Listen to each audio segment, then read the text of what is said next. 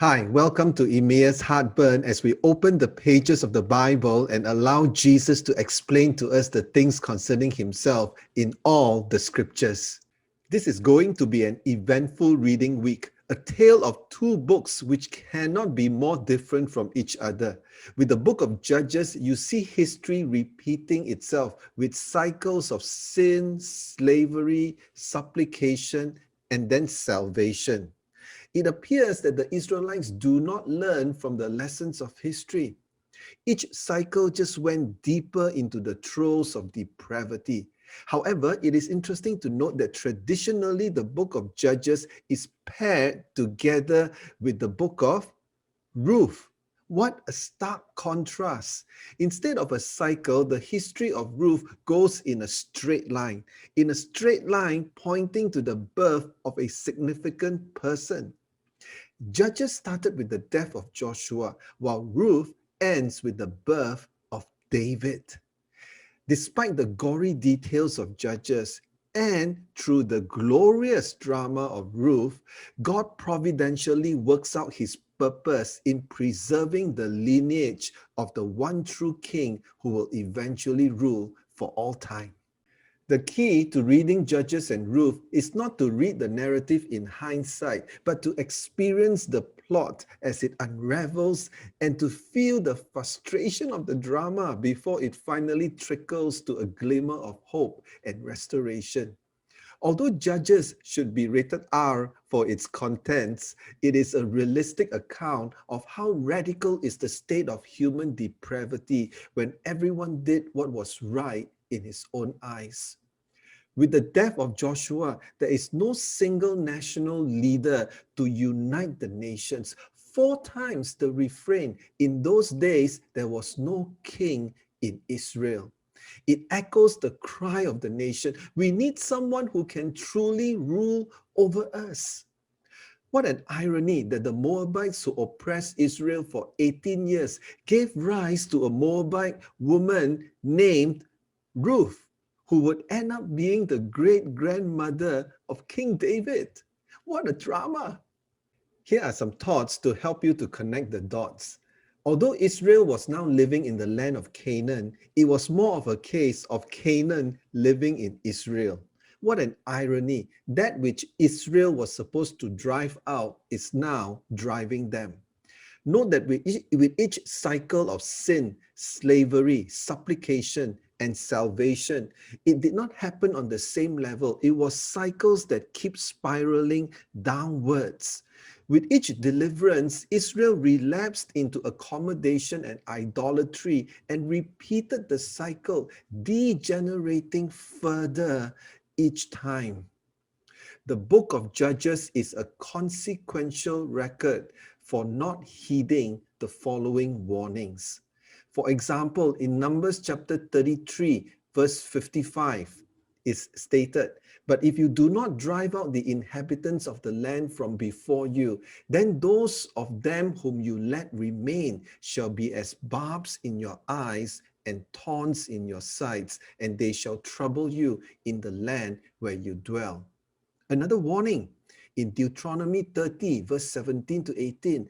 "But if your heart turns away and you will not obey, but are drawn away and worship other gods and serve them, I declare to you today that you shall surely perish. You shall not prolong your days in the land where you are crossing the Jordan to enter and possess it."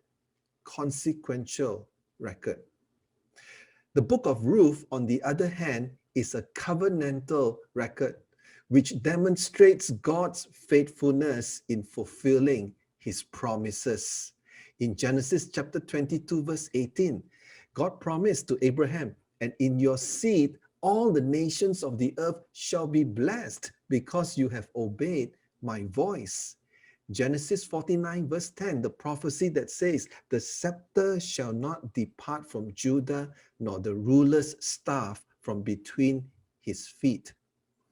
Deuteronomy 18:15, Moses made this proclamation, "The Lord your God will raise up for you a prophet like me from among you, from your countrymen. You shall listen to him."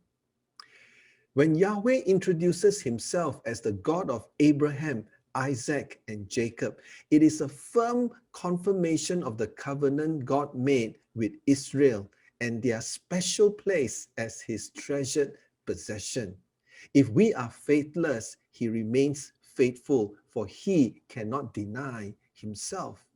Note the wonderful covenantal oath proclaimed by Ruth to her mother-in-law. She said, "Your people will be my people, and your God will be my God." Despite the consequences of Judges, Yahweh has not abandoned his covenantal commitment.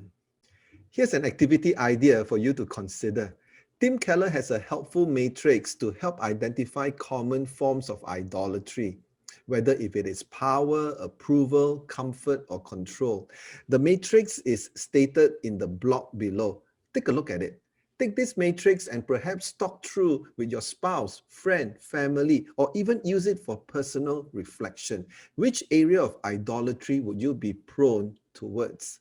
Idolatry was a key stumbling block for the Israelites in the day of Judges. And in our present day culture, it takes on a more subtle form, and we need to be even more discerning.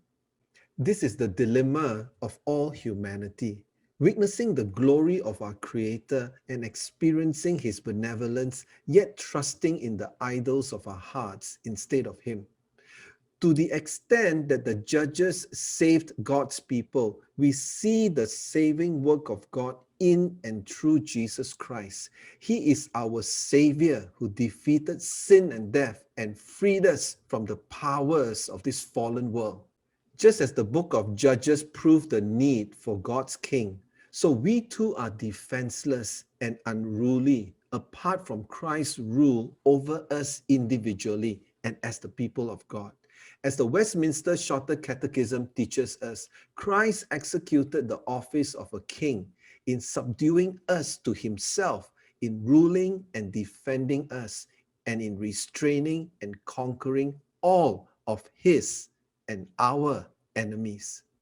Judges show us our need for the king to rule over us. And Ruth reveals the line of story which breaks the spiraling cycle of sin and offers the messianic hope in the line of the future King David. What a drama! What a sovereign God we serve, who works redemptively through the drama of human history to bring about his story. Praise be to God. By the way, we will be organizing an Emmaus Fireside online chat on March 24th, Wednesday at 8 p.m. Do click on the link in the blog to submit your questions. We look forward to receiving your responses. Our focus is on the first 5 books of the Bible, from Genesis to Deuteronomy. We welcome your comments, feedback, and questions. Please post them in the comments below in the blog.